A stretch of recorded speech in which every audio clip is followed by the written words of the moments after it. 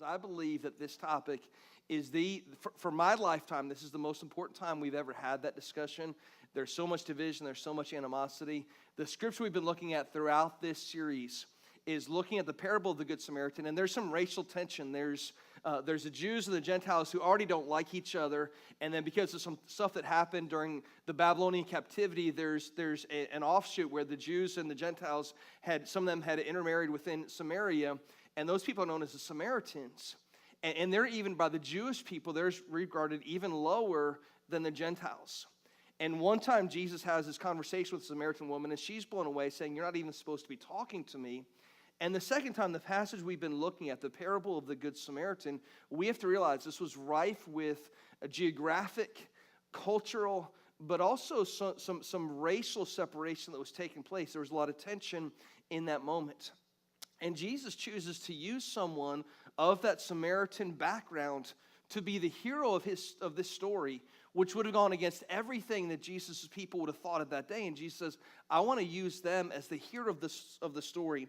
If you know the story, the person has been robbed and he's fallen. They don't know if he's alive or dead. The priest comes by and the Levite comes by, and they should have taken care of him, and they didn't. And then we pick up in verse 33. It says, the Samaritan, as he journeyed, came to where he was. And when he saw him, the Samaritan, is the one who has compassion.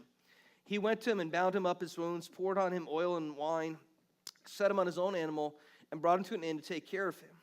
And the next day he took out of his own money 2 denarii and gave him to the innkeeper, saying, take care of him, and whatever more you spend, I will repay you when I come back.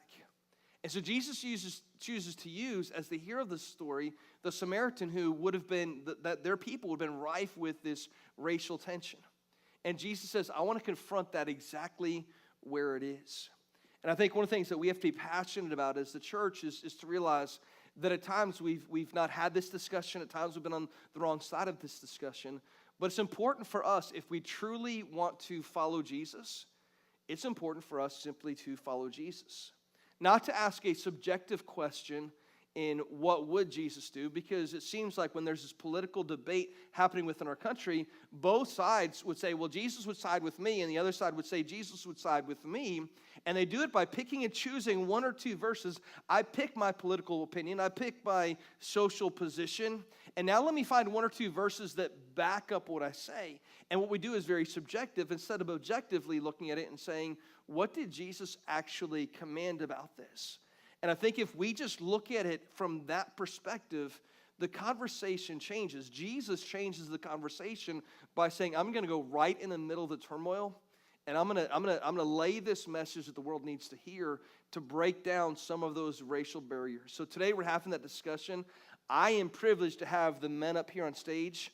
A couple of things as we lay the groundwork for where we're going with this. First of all, we're up here today as brothers. I've had a chance to get to know these guys that are up here.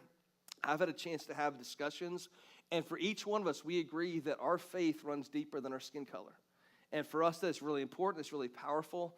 As we've had some of these discussions privately, we've discovered we have a whole lot more in common than we do have differences, and you're going to see that during the interview this morning.